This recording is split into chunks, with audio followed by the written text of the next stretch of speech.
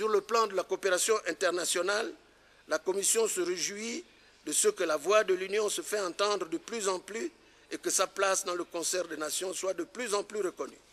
Je voudrais simplement rappeler que désormais, nous avons l'occasion de nous faire entendre au sein du G8 et du G20 et que la Commission est devenue membre du FOCAC et co-organisatrice du TICAD depuis l'année dernière. L'Union africaine est aussi consultée de plus en plus par les organes du système des Nations Unies dans tout ce qui touche au continent.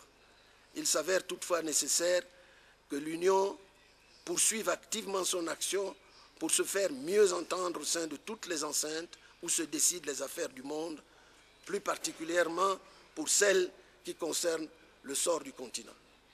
Monsieur le Président, Excellences, Mesdames et Messieurs, en raison de toutes ces missions toujours grandissantes conférées à l'Union africaine, dont la Commission est l'organe d'exécution, des mesures ont été prises pour permettre à la Commission d'y faire face.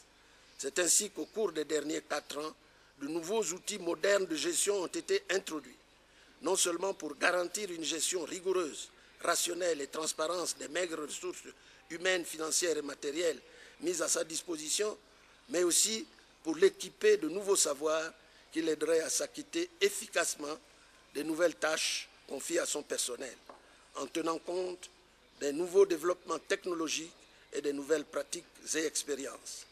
Les principaux moteurs pour une telle transformation institutionnelle ont comme nom le leadership, la bonne gouvernance interne, l'obligation réditionnelle, la culture du résultat, la chasse au gaspillage et au double emploi, la coordination interdépartementale et l'esprit d'excellence. Il est alors évident que la Commission doit être aussi dotée de ressources prévisibles, fiables et pérennes. Dans ce contexte, je ne soulignerai jamais assez la nécessité, j'allais dire l'impératif de trouver une solution durable au problème du financement de notre Union et de ses activités. C'est la condition de la pérennité de nos actions, de l'affirmation de notre leadership et de l'appropriation par l'Afrique de ses initiatives. L'Union ne pourra pas faire le saut qualitatif qu'attendent les Africains en l'absence d'un financement endogène et novateur. Tirons les leçons des expériences concluantes de certaines de nos CER pour relever les défis. Monsieur le Président, Excellences, Mesdames et Messieurs, il est clair que notre continent est entré dans le XXIe siècle sans que de nombreux problèmes soient durablement résolus, comme la pauvreté, l'insécurité alimentaire, les conflits, etc. Toutefois, au terme de cette mandature, la Commission peut affirmer que des bons jalons ont été posés tout au long de ces derniers 4 ans pour permettre à l'Afrique, qui est certainement mieux équipée aujourd'hui qu'en 2008, de relever les défis inhérents à son développement et son intégration. Le moment n'a jamais été aussi favorable depuis longtemps pour avancer. De nombreuses institutions internationales, dont la Banque africaine de développement et la Commission économique pour l'Afrique, se rejoignent sur ce point. Ainsi, en dépit du ralentissement de l'économie mondiale dû à la crise de la dette dans la zone euro et l'affaiblissement de la croissance dans plusieurs grandes économies émergentes, d'une manière générale, la croissance en Afrique est restée robuste, souligne la Banque mondiale dans ses perspectives économiques mondiales, ce qui en fait l'une des régions en développement dont l'expansion est la plus rapide. Je cite même le Fonds monétaire. Grâce à l'intensification du flux d'investissement, à l'augmentation des dépenses de consommation et au lancement des nouvelles exportations de minerais dans un certain nombre de pays, la croissance de l'Afrique devrait s'accélérer. Le FMI, qui partage cette constatation, confirme que notre continent, comme je viens de le dire, est l'une des régions, rares régions du monde, avec une croissance qui continue d'augmenter, avec 5,3% en 2011, 5,8% en 2012, toujours selon le Fonds monétaire international.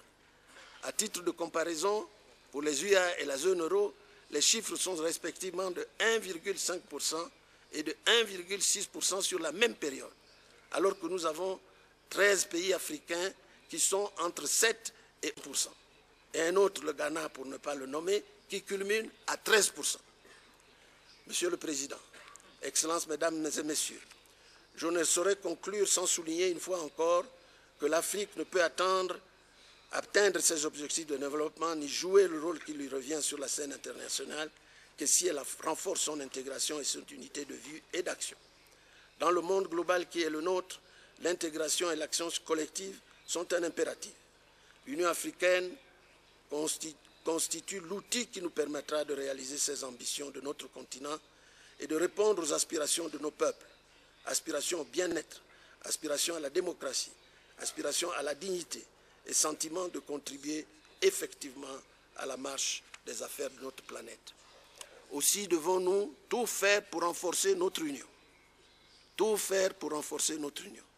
Faire prévaloir en toutes circonstances l'unité et l'intérêt collectif de l'Afrique et entretenir la flamme du panafricanisme né au siècle dernier et qui a inspiré et guidé le combat pour la libération du continent, conduit à la création de l'OUA et fait de l'aspiration à l'unité un aspect essentiel de l'identité africaine. M'inspirant d'une phrase célèbre, je voudrais partager le message suivant.